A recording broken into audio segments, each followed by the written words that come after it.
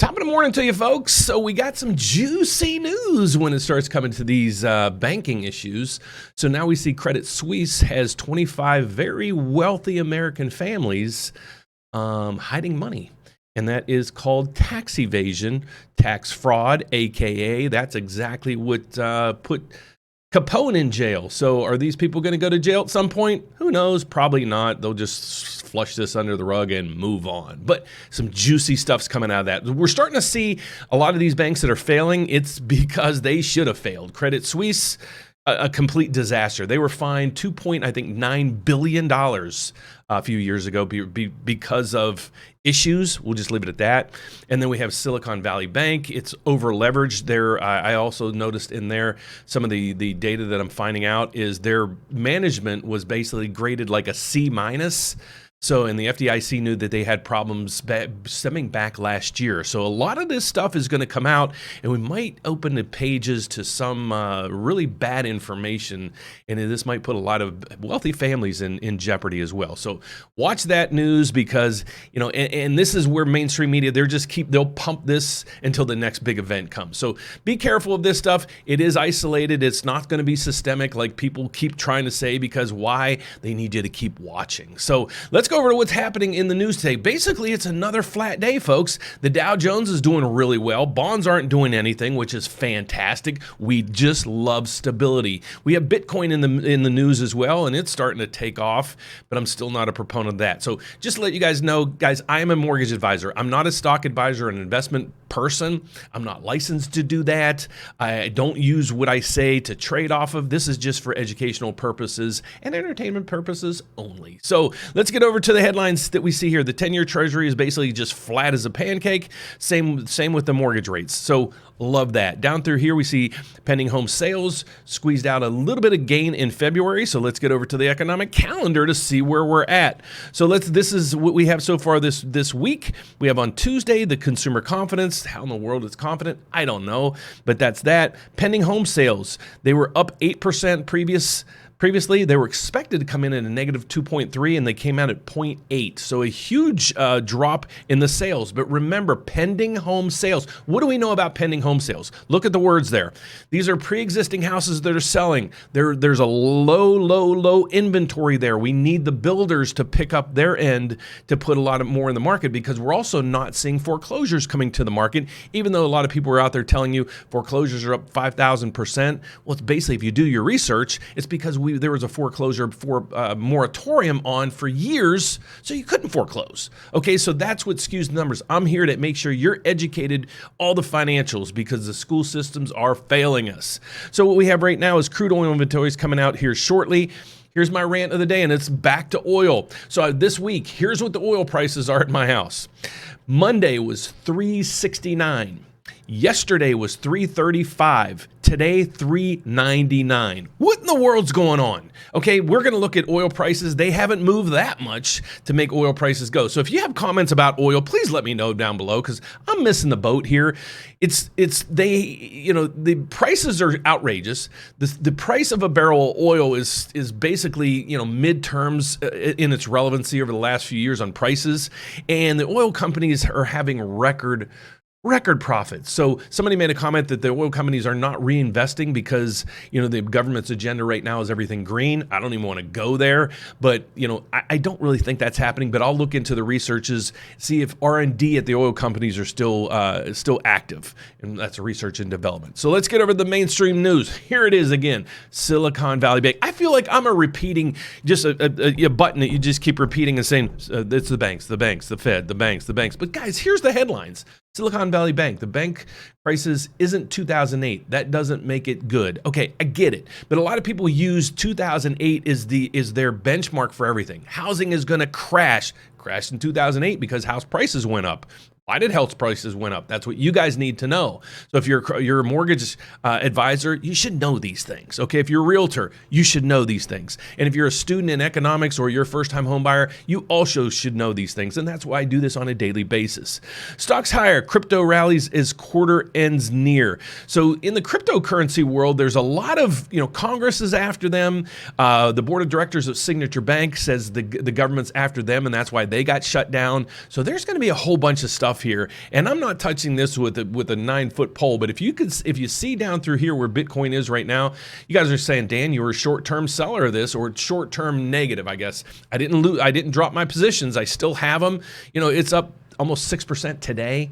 Okay, so it is huge. It's too volatile for me to use it as a currency. So at this stage of life, I don't want to get paid this way. I don't want to pay anybody this way. I just want a little piece of this in my investment portfolio so I can catch these rallies. But I've been buying and selling it for 2 or 3 years, and I really haven't made that much money. You can go back to the people that bought, 3, 4, well, let's say 5, 6, 10 years ago. They made a ton of money. Okay, as they were buying into their positions all the way up to $60,000 a coin. It's not faring well for them either. So that's what we're seeing right here. Let's see what else. Let's just go to, I'm going to try to do this a little quicker just to hit the headlines, not ramble, because I think if I get my videos down to 8 minutes or so, I'll get more watchers. So if you guys have any questions, make sure to visit me at 3 o'clock every day, where I'm going to answer your questions on Scrub, stocks, crypto, real estate, and bonds. And then tonight I have my real estate live event from 8 Eastern, to probably about 9:30 Eastern. So check out that if you have any questions in regards to real estate. Let's go over to the next thing here. Is again, headlines on CNBC. Credit Suisse whistleblowers says Swiss banks has been helping wealthy Americans dodge taxes. Tax evasion? Hopefully someone will go to jail for this, because if not, it'll just keep going over and over and over. Okay, so that's basically the headlines right now. It's just the banks, but what I want you guys to realize is this isn't systemic. That means it's not going to run rampant through all the banking systems. There's going to be some hiccups, but we're going to talk about at 3 today. Is the Federal Reserve really pivoting because of all this stuff? Do we expect them to drive down rates here maybe in the next couple months? I'm on that bandwagon, and I'm going to show you what the analysts are telling us at 3 o'clock today, and we're going to see what the futures market has. But you can see the Dow Jones is up 200 points, so let's get over to this. Here's what we're seeing on the screens. Dow Jones is already up 200 points, S&P up 38, NASDAQ 143, Russell's up 17. So everything across the board is up, and then we got the VIX down, which is saying people are a little calmer right now. Going to the housing market news, pending home sales squeeze out tiny gains in February as mortgage rates jump. Well, guys, mortgage rates have been kind of in the range of about 5.99 was an anomaly right when the Federal Reserve came out. But you're looking at about 6.5. We've been at that range fairly steady over the last 2, 3, 4 weeks. And that's where I think things are going to stay right now. They're probably going to ease to the low 6s. We might teeter on 5% within the next couple weeks or so, but it just depends on how all of this flushes out. So everything really is pending around the Fed and the banks. Okay, so you got to watch this, but I want you to notice pending home sales. This doesn't say homes, new home sales or home prices. This just shows pending home sales. All right, so I want to make sure you guys understand that.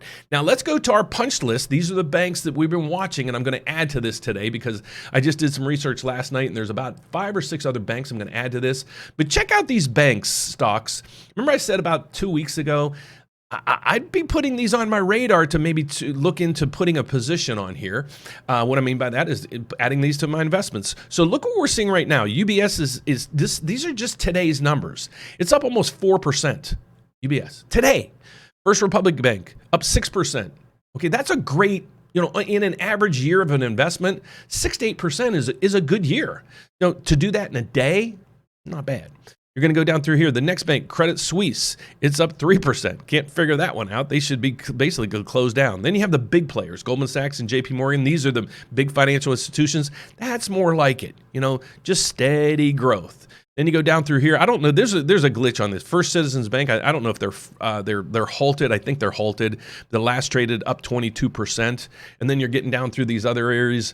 They're just First Citizens Bank up. Barely nothing. So you can see here's just the ETF. An ETF is a basket of stocks, kind of like a mutual fund. But what they do is instead of buying, let's say I want to buy Exxon for oil.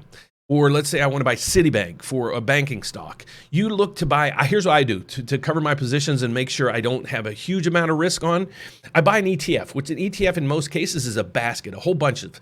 So if you buy the financials, it might have, First Citizens Bank. Well, it wouldn't have that in there, but it would have JP Morgan, Chase, Citibank, Bank of America, companies like that, big solid companies. And so that's how I play these positions. And I say play because we don't know, as the average traders, we don't have the in like a lot of people do on Wall Street.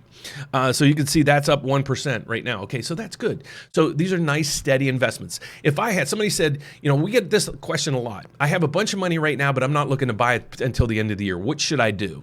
Well, what I would do is maybe buy a 6-month CD. But the tough thing about that is you might be in the same position as a lot of these banks. If you need that money early, you're going to have to take a penalty. So right now, I don't know if I would move that money into cash for the short term, but the markets are all too volatile for me. The bond markets, cryptocurrencies, and everything else. So, maybe look at it just putting it in some kind of high yield savings account, or, the shortest duration of time you have for a CD. Now, if your money's there, you want your money just to sit and grow. Here's what I'm advising my children. I bought stocks throughout the years. I've been buying this and cryptocurrencies and oil wells and all this other stuff. The safest bet, and you'll win. Trust me. Just put your money in an S&P 500 index fund. And just do that every month, every time you get paid, even if it's $50. You'll be surprised how much money how much your money will grow over time. And again, guys, I'm not a financial advisor. Think of me as just your Uncle Dan and just advising you guys on what I would suggest or what I'm doing in my life. So make sure you do your research. Okay, don't do any trade or anything without doing your research. And like I said, come and visit me at 3 o'clock. Pick my brain about these things. I'd love to answer those questions for you. So without further ado, let's figure out what's going on with the mortgage market right now. So here's what we see on the mortgage front.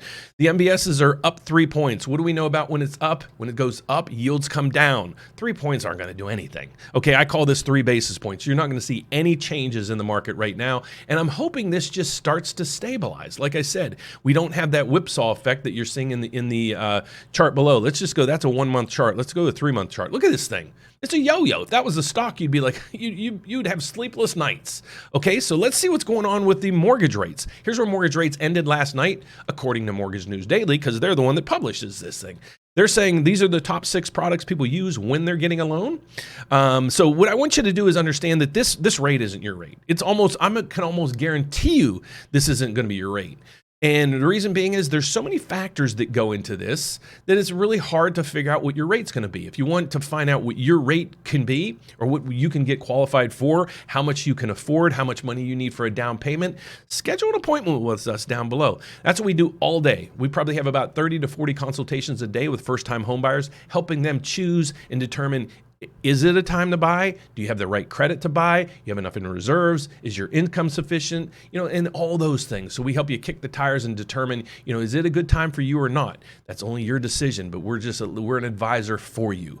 So these are where mortgage rates started the day. When we come back at 3 o'clock today, I'll show you how the market's reacted from any of the other news that came out, and then I'm here to answer all your questions. So thank you so much for watching, guys. God bless. Don't forget to check us out today at 3 live, and then I'll be back again tonight to answer all those questions for you that have real estate. Now that's real estate questions, and we'll be live tonight at 8 Eastern time.